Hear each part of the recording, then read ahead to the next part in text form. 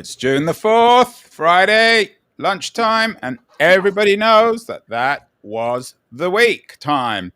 Keith, late breaking news. It didn't even get into the newsletter, but it changes everything in tech, or perhaps doesn't change anything in tech, but nonetheless is a headline. What's happening on the Facebook front?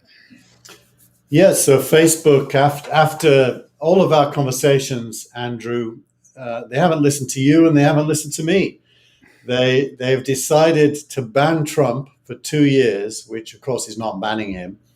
It's probably suspending him, should be the word that's used, for 2 years. Obviously, everyone who thinks that Trump should never be allowed to publish again are not happy with this. And everyone who thinks that Facebook shouldn't be censoring at all are not happy with this. So one wonders who is happy with this, but it is what they've decided to do. 2 years. I'm not sure if Winston Churchill ever did a quote about 2 years in Silicon Valley. If he did, it would have been something like 2 years in Silicon Valley is like 2 centuries somewhere else. I don't know how they came up with that number, but I read something, well, it'll only be a year before the election, but they're basically banning him forever, aren't they? 2 years is such a long time. Yeah, you wonder whether, as we get closer and closer today, 430, is it? No, 630. No, 730. Whatever 2 times 365 is. As we get closer to that date, one suspects that he'll be rebanned for another period of time. And if he isn't, he'll manage to do something on the first day back. What do you think Trump's relative disappearance from the limelight and his being banned from Twitter and Facebook, what does that tell us about social media? Is it good or bad news, or no news? I think ultimately it's no news, because I think if Trump wanted to be in the limelight and had the energy to make it happen, there's, even when you're not on Twitter and Facebook, there's so many ways for a celebrity of his scale to get in front of news cameras and the media. So I suspect he hasn't got the appetite to be in our faces. I don't think it's to do with them. Well, Trump may not be in the news. Facebook is in the news when it comes to Trump. Another of the social media platforms very much in the news this week is Twitter, who are taking on Clubhouse, or at least according to your newsletter, Keith. How is Twitter confronting Clubhouse? Actually, Twitter, this is the story you're referring to. It's a story from TechCrunch. There were many people who covered this story, so I'm just using the TechCrunch one. But what Twitter is doing is actually really interesting. This particular story is about them turning on Twitter Spaces in the web version of Twitter and making it the central choice on the mobile version. So when you go to click the pencil icon or the feathered pen icon on mobile, if you keep your finger pressed down, a bunch of options come up, and the main option is to do a Twitter Space, which is an audio, Clubhouse-like audio experience. I actually was on one 2 Sundays ago, and it's very like Clubhouse. It's an exact copy. Is anyone using it, or is it another one of Twitter's ghost towns? No, the people are using it. The biggest user that I'm aware of is Kara Swisher, who does a show every week with Casey Newton using it, who we've talked about on the show a fair number of times because of his newsletter, which I've forgotten the name of his newsletter now. And, she's using it a lot. Robert Scoble is using it a lot. Robert Scoble still exists. He still exists, and so it is getting used. But unlike Clubhouse, it's just a feature of a wider set of features. And actually, the more interesting Twitter story is all the other features Twitter are now turning on. They bought a company called Scrollable this week, which is a way to read lengthy tweet streams more easily. They previously bought Review, which I used for my newsletter. Is that any good? That's a Substack competitor. Yeah. Well, they all are beginning to shine a light on Twitter's roadmap, which appears to be to give people like you and me the tools we need so that we can create an audience on Twitter, So it's about empowering the creators to enable them to have reach using various different media types to the listeners or viewers or readers.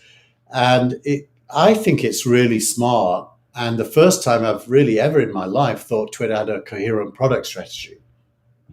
So how do we put this on Twitter? Why don't we do this on Twitter?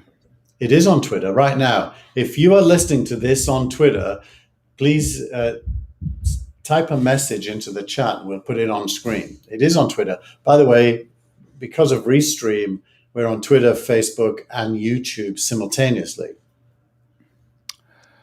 Well, Facebook, coming back to Facebook, Facebook's been in a very public dispute. I mean, it's a broad intellectual dispute with Apple over the last few months about privacy and business models. It always seemed as if Facebook was going to lose that one because their business model is so much more troubling. But you have a piece in the newsletter this week which also shines light on Apple's business model, maybe not their formal business model, but their business, which is very troubling, I think. Well, yeah, that's interesting. You use the word troubling because it wasn't in my head, but I'll think about that now. But what this story is looking at the last 10 years of Apple's supply chain looked at from the point of view of nation states. Who are the Apple suppliers? The blue is China, the red is Japan. Maybe I can zoom in a little bit to make this easy to see for people who watch this on video. Yeah, well, it's clear that the point is that China is growing and everywhere else seems to be declining. Well, yeah, apart from Taiwan, which is pretty flat, but Japan's declining, US is declining.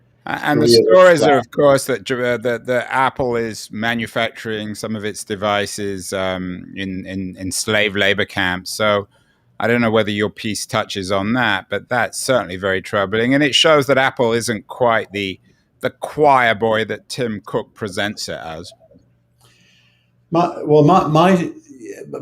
spectrum for looking at this story wasn't to judge Apple particularly, to be honest. It was more judging China's position in the world. So, because as you know, I strongly believe that China is going to be the leading manufacturing and assembling nation and the world's largest economy. Well, I don't think that is a particularly original or controversial position, Keith. I mean, who would disagree with that? You know, most of my American friends. Yeah, but Americans are ignorant. They don't know what they're talking about. The normal people. I mean, nobody would deny that, right? Who would conceivably argue that China is not going to become the world's leading, as you put it, manufacturing? I mean, it already is, isn't it, as a manufacturing power? Only in certain categories of manufacturing at this stage. The GDP of China, in absolute numbers, is still smaller than America's, but the GDP of China, when taking into account the cost of living, is much bigger than America's already. So, well, let's name and shame some of your American friends who believe that China is not overtaking America. You know, I'm on the Gilmore Gang every week. I just came off a Gilmore Gang show, which, by the way, everyone should watch. It's an awesome show. But I don't think any one of my other 5 colleagues on that show thinks of it this way at all. Well, I will refrain from commenting on that. One category, one geographical category not included in that is Africa, Keith. We talked about Africa last week, and you got another really interesting piece about Africa as the up-and-coming innovation hub for the innovation economy for startups in the world. What's happening in Africa this week?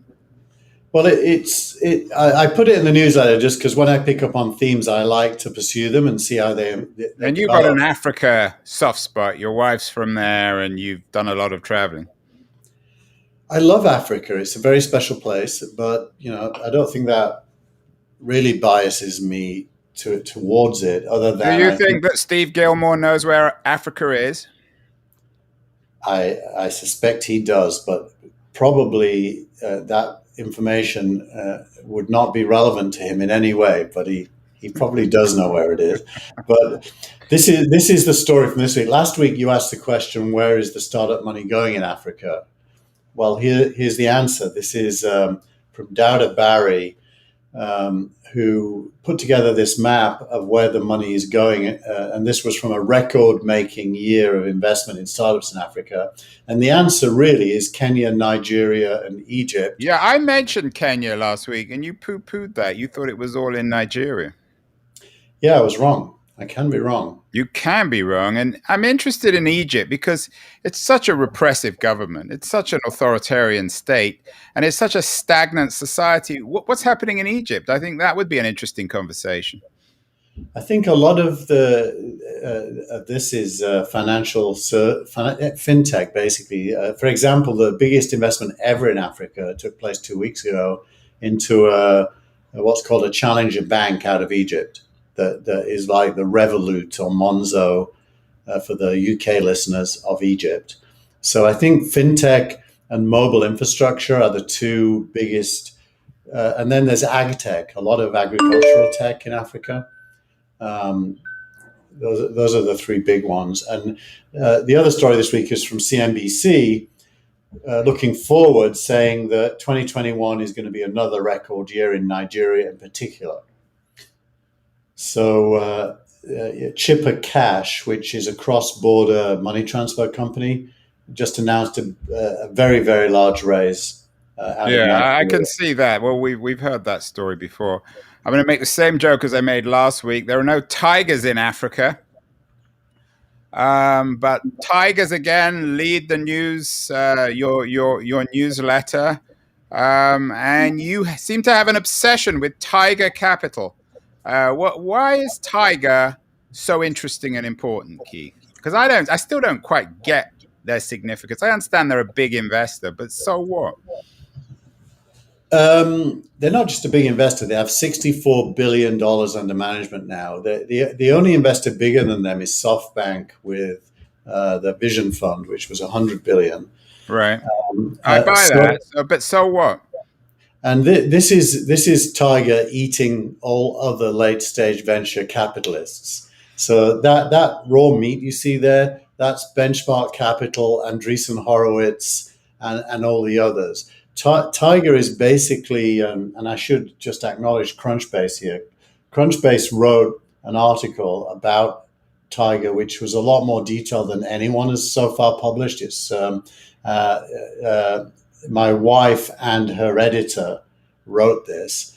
I knew about it prior to it being published. I thought you were But going to say my wife and her husband. yeah, her husband didn't have anything to do with it. She keeps her cards close to her chest. But basically, they're now the world's biggest unicorn hunter. So the other red meat could So they're signify. not eating the VCs; they're eating the unicorns, or they're catching the unicorns, I guess. Well, both actually, because if they're catching them, someone else isn't. So what's the Uh, background again of Tiger? Is it? It's not American money. Where's the money? Where's most of the $64 billion coming from? Historically, they started mainly investing in Asia. No, but Um, where's the original? Where are they based, and where they're did based that in capital? They're based in San Francisco, Oh, okay. but they originally started investing in Asia, and as they became successful, gradually migrated to the US as their center of gravity, and that's been the case now for a few years. Um, and they're why is this interesting? It's interesting because, for me, because I believe that venture capital is highly disruptible. And here's somebody Well, successfully again, nobody would disrupting. disagree with that either. It's obvious. But Everything's it's highly never. disruptive. But the interesting thing, Andrew, is it's never really been disrupted. It's like an artisan business where Hmm. you get these individuals who claim to be good at picking companies, and that unless you give them your money, you'll lose it all because it's all about the individual insight. The truth is, it isn't. Tiger does no due diligence. It's all based on data analytics. And I'm actually trying to do the same thing for the seed stage with my project Signal Rank corporation that we've talked about previously. I think you can disrupt venture capital using data analytics and capital allocation strategies that don't involve these, in quotes, smart individuals that are good at picking companies. What about the global nature of Tiger? Where are they putting their money mostly? Well, these days they're putting it into unicorns, and unicorns are heavily US centric. Although Europe has got a few now, but it's really America first, China and Asia second, Europe third, and And the they returns on the fund, do they compete with the earlier stage venture companies, the Benchmarks and the Andreessens? they do, because it's really about let's take a single company through its journey, and you'll see. So, let's say we start a startup and we do a $5 million seed round with, let's say, Uncork Capital and Floodgate Ventures. They get the right to keep putting money in all the way through, called pro rata. But actually, they run out of money after about two rounds of financing. They haven't got any left. So their share becomes available to an Andreessen or a Sequoia or a Benchmark who do the next stage. They also get the right to keep investing. But then, the company keeps progressing, becomes a unicorn. Tiger steps in and offers to write a very big check at a very high valuation that everyone feels is expensive, and no one competes. So they then clear out all of those rights and own the Tiger's share of what's left. And they end up, when the company goes public or is sold, getting a return on capital instead of 2 to 3x, which would be normal for late stage investing. They're more like 10x their And money. who are their what are their home runs? What would our audience be familiar with in terms of Tiger's greatest successes in terms of investments? I am going to pull up the list while you keep talking and keep everyone entertained. If you can do Okay, that, well, pull it up, Keith. here it We're comes. about to get the list of Tiger's greatest successes, but you better do it fast because I'm running out of things to say. Tiger's greatest successes are, and it's a long list, by the way. Let me just tell you that they are in 30 unicorns, and they did 76 rounds of financing into those unicorns. And this is coming from my proprietary database that I have for Signal Rank. Here's the list of names in alphabetical order: Sixth Sense, Active Campaign, Ada, Adelaide, Attentive, Big ID, Bitso, BlockFi, which is a crypto play, Bright Health, Cred, Carter, Cedar, ChargeBee. I'll stop reading. Well, but let's go back to SoftBank, because you mentioned that they had the largest allocation of funds after SoftBank. Hasn't SoftBank been a disaster? Haven't they lost huge amounts of money? That was a news item for a nanosecond about a year ago. But not But anymore. Are SoftBank now very profitable? yeah, they've recovered. They just announced their 100 billion fund is now over 120 billion in value, with lots of exits still to happen. And their second vision fund, which is another 100 billion, which they're doing from balance sheet, from their own money. Think about that. You get 100 billion of other people's money, you invest it, it makes a return.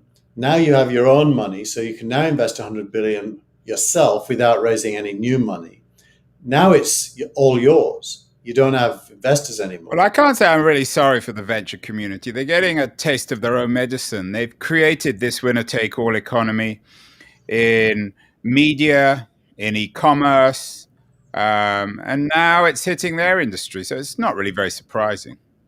Well, yeah, the other thing, Andrew, and this is very important for me, is SoftBank is publicly listed. It's not a fund, it's a company. Seraphim, the UK fund, just announced it's going to publicly list, and Draper in the UK is a publicly listed fund. What I'm doing with Signal Rank is going to be a publicly listed fund in the seed space, working with all of the best seed managers. And the reason publicly listed is interesting is because it's not a fund, you don't distribute 80% of the profits to your investors. You keep them and reinvest them in the next cohort going forward. So the other great thing is investors who have an E-Trade account can buy your shares and participate in this early stage upside that is usually not available to them. Well, you So mentioned that Tiger is San Francisco based, but SoftBank isn't. And with this consolidation in the industry, I know you had a piece in this week's newsletter about people leaving the Bay Area, San Francisco. Does this strengthen or weaken the Silicon Valley is in decline argument? um, to me, I may be biased here, so my answer is going to be subjective and not scientific. But this is the story you're referring to. Techies are not moving to Miami; they're moving to Austin from Protocol, which is a great newsletter, by the way. I published this story mainly as a joke against Keith Raboy, who is telling everybody on his Twitter feed to move to Miami for the last 6 months. And the answer is they're not. They're going to Austin. So it was a bit of a joke. But to your serious question about the Bay Area, no, I don't think the Bay Area is in decline. In absolute terms, it's growing very fast. But other places are also growing now. So the relative balance is moving away from the Bay Area, but the Bay Area is still the single biggest component of the whole ecosystem. And is the reason for the growth of Miami and Austin and other places, is it tax? Is it climate? Yes. Is it culture? I think it's tax, and by the way, that's why I put this article in. Billionaires are racing to sidestep President Biden's plan to raise taxes. I don't think moving to Austin or Miami will achieve that because that's all about state tax. It is a tax reason, but it's state tax, not federal tax. I think the plan to sidestep Biden, and by the way, Biden today announced that he's prepared to compromise on corporate income tax in order to get the infrastructure deal through. So Biden may not stay the course on tax, but if he does, they're going to have to think of offshore solutions or maybe even losing their citizenship because the US is very, very good at collecting taxes. Well, Keith, you're the only billionaire I know. Are you going to move? I am not going to move. I'm going to pay my taxes like a good one. And of course, if you were to move, Keith, my guess is you would buy a supersonic jet, which is the Oh, tweet of the week. isn't it interesting? This is the startup called Boom, which, by the way, Boom launched at TechCrunch Disrupt. I think it's the first airplane to be launched at TechCrunch Disrupt. And now, many years later, United Airlines has placed an order for 15 supersonic airliners. It is not without its complications. The US doesn't allow supersonic airliners to fly over land due to the boom that they make. So that would have to change. But you could fly from the East Coast to Europe or from the West Coast to Asia using one. And obviously, it would be very fast. So Well, this you is can my fly from you can fly from California to Europe as well. You just would have to go the long way around.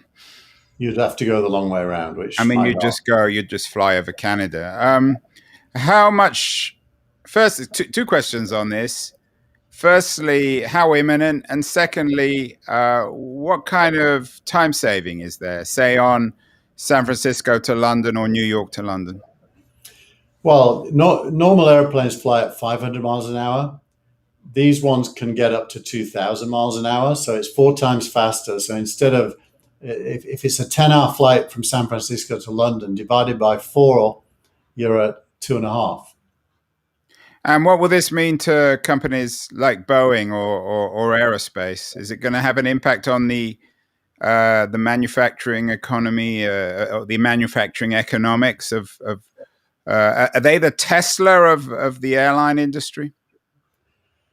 They have Tesla-like elements. They are using sustainable fuels as well, incidentally. But I think the answer is no. I think what happens here. Well, the first question is, will United make money? Well, you know the answer to that is no, because United never make money with anything, and United is with AT&T and various others, a pathetic company. It's never going to change. But So I think it's the cost of the airplane and running it mm, versus the much smaller number of passengers that it will carry. yeah, it's Uh, not. It doesn't seem like United, or for that matter, any American airline player. I could see Singapore Airlines or one of the Middle Eastern airlines using these things?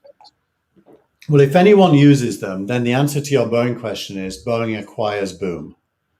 Yeah, well, that's what I was thinking.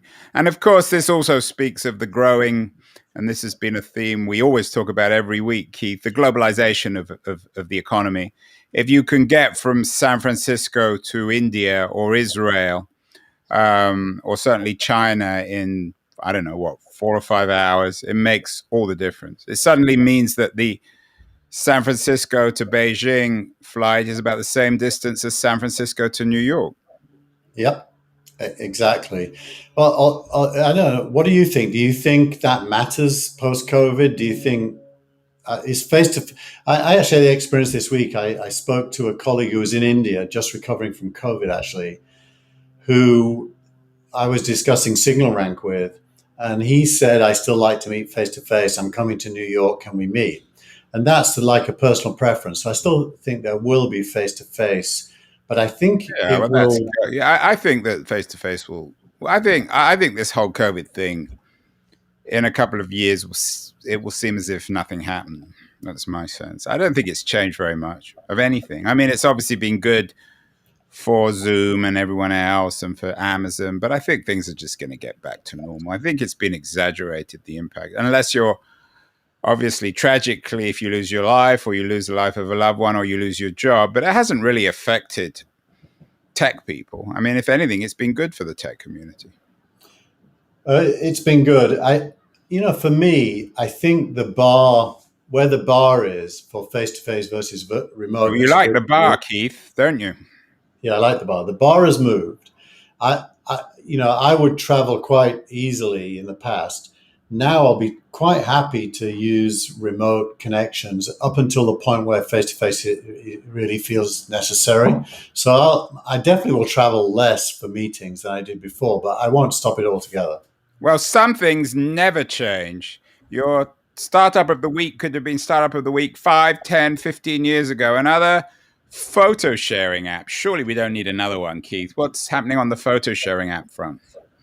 So this is the number one app in the App Store for 2 weeks in a row, Paparazzi, which I think is, I don't know if it's a really bad name or a really good name, but it's a memorable name, Yeah, Paparazzi. that's not bad for a. I mean, it's bad, but the field is bad, so by definition, it's good. So they raised a Series A of 20 million, which is a big number. So it's a bit of a paparazzi number. Yeah. And it basically blocks the camera pointing to yourself. So it doesn't allow selfies, and it forces you to only take pictures of things in front of you. And it is not like a prolific sharer either. So it's an interesting sociological study. Too much money, not enough ideas. Surely we don't need that. Well, we probably didn't need Instagram that put Well, filters we on. did. Instagram changed everything. I mean, there was no Instagram culture or economy before Instagram. But paparazzi. When are they going to photograph us, Keith? Are we paparazzi types? Well, I think it isn't meant to be chasing celebrities. It's meant to be. It's actually a human thing. It's saying focus on what's in front of you, not on yourself. Stop sharing pictures of yourself and start sharing pictures of what you're experiencing. So it's meant to be a kind of a Gen Z or Y or X. I always get mixed up. Kind of worthy app that is less self-obsessed. It can't be Gen Y because they are self-obsessed. So it must be the other ones. I'm always very suspicious of New York Times best-selling books. Often they are engineered. There's a lot of corruption in the book business. What about when it comes to the app store? Do you think that you can pay to become number one for a couple of weeks and then ride off that for years? I don't mean pay, but I mean spend so much on marketing that it's almost inevitable. You can. My app Just.me back in 2014 was number one in quite a lot of app stores around the world. Look what Now happened to that. it ended up being just me. I have to say that I have more faith in Tiger Global than in Paparazzi. I agree. So Can't it's agree. it's a slow week, Keith. Why has nothing big happened?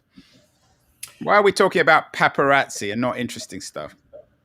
You know, the week is what it is. That's why the show's called That Was the Week. And some weeks that was the week is eye poppingly good, and other weeks the week is snooze fest Well, I not hope we good. haven't made the audience snooze. That was the week for June 4th. My prediction, and interesting chat. My prediction is June 11th. Something big is about to happen. We're in the pre-earthquake stage now of tech. So this time next week, Keith, we'll be talking about perhaps the merging of what? Facebook and Google? Yeah, very good prediction, Andrew. Remind me not to invest in your next idea. Yeah. Or my previous idea. Well, have a great week, Keith.